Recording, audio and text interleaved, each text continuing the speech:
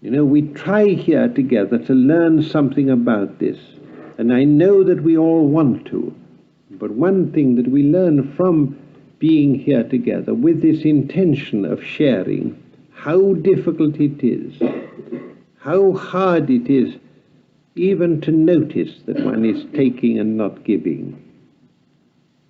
How difficult it is to acquire that sensitivity which makes one notice when one is in that position of taking more than one gives. This, it happens, can't continue, because the way the world has developed at this present time is such that it is no longer tolerable, because there's not enough to take. At the previous time of the great change, 10, 12,000 years ago, when there were only a few 100,000 men in the whole of this earth, there was no harmful outcome. There was plenty to take. Little by little, there's been less and less to take, until now our taking has reached the limit when it is no longer tolerable. This is how this change is coming about, because man as a whole is incapable of making this change voluntarily, because so strongly ingrained in him is that egoism that wants to take and not to give, that it can't be changed. No action, no preaching, no threats, no promises, nothing can get this out of man. But some people can see this and can have really the wish to change.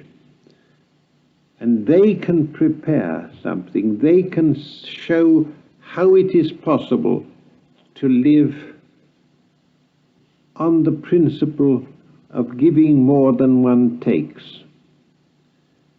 And in doing that, they provide that something which is required. Required not by the visible world, but especially by the invisible world.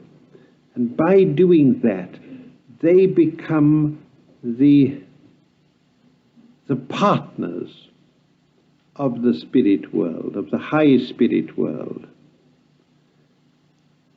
This is what has to come about. The future is a future of partnership, not of individualism. Not merely partnership between people, but partnership between the visible and the invisible worlds, to share the burden. This partnership we have first of all to learn to establish in ourselves, and this is very much of the work that we do here together, is concerned in arousing us and enabling us to perceive what it is, what this partnership, what is our decision exercise, except a partnership between the visible, our higher nature and our lower nature. When I wrote the dramatic universe, I used a Greek word for partnership, that is synergy. Maybe the word partnership wouldn't be understood because one thinks of it always in terms of the alemi exam, of the material world. And usually it's a partnership to enable one to grab more than one can grab alone. But the partnership to give more than one can give alone is the kind that's required. This is the notion that has to come into the world. At first it doesn't seem so attractive a notion as the notion that you're entitled not to be massacred. That's a very attractive thought. But it is now past that. Now the world that we're in the time that we're in, requires that we should accept to cooperate with the spiritual powers, that we should set ourselves to understand the needs of the future. Those who are already drawn towards that are the ones who are the children of the new world. Those who can't overcome in themselves, and even more so those who don't even wish to overcome in themselves this desire to take and avoid giving, they belong to the old world. This change will not come about easily. Those who have the impulse to take have also the impulse to hold. They do not give way, they do not relinquish.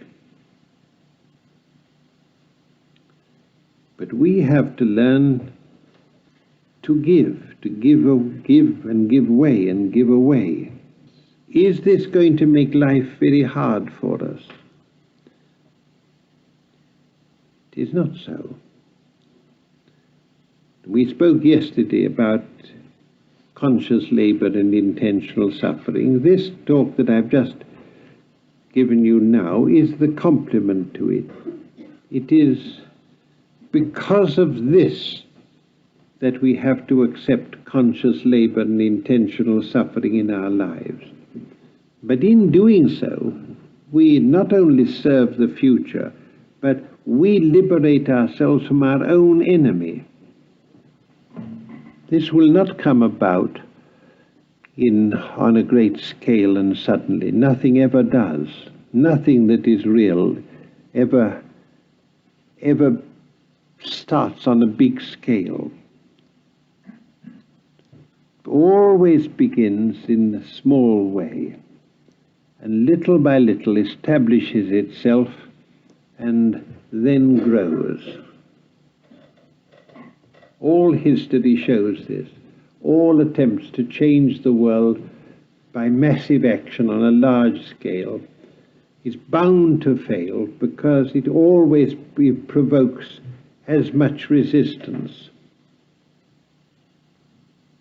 It is not the great institutions, it is not governments and world organizations and churches and societies for the betterment of mankind. They cannot do it, because whatever they attempt to do for the betterment of mankind will provoke its own opposite, as it always has done. It is only the unseen, the small scale, the unobtrusive, that is able to change things. But only then if there is a power of an idea. These great ideas that changed the world 2,500 years ago didn't begin in a big way. They always began in small places. Zoroaster had to leave Babylon and go to a small kingdom. Confucius had to live in a small dukedom. The Buddha was in a small kingdom. Always it is like that. They say, you remember in Gurdjieff's story of Ashata-shirma, she left Babylon and went to a small place where the attention is not so much attracted.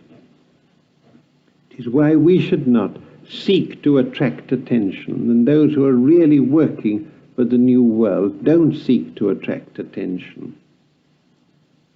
It is a time of sowing seeds. One must begin to get into oneself this really confident sense of the reality of what I've called a partnership between the visible and the invisible worlds. Not an omnipotent deity beyond the world, but a world different from this one to which we're accustomed through our sense perceptions, under different laws, but also limited. This doesn't mean that there is not something beyond. There certainly is, and it is almost certain, in my opinion, that this transition cannot happen even by this partnership. There will have to be, and there is even now, an intervention from higher, from beyond nature. That I wrote when I wrote the Crisis in Human Affairs 25 years ago, and I'm equally sure of it today. But we have to find some way of making clear to ourselves, so we can really live with this notion of a work that has to be done, that requires man and cannot be accomplished without him, and yet is totally beyond him to accomplish by himself, and that he can only do so in this state of partnership or synergy. So I think that we now can probably say that the time has come when Easter begins. It's 9:30, so I lasted out nicely.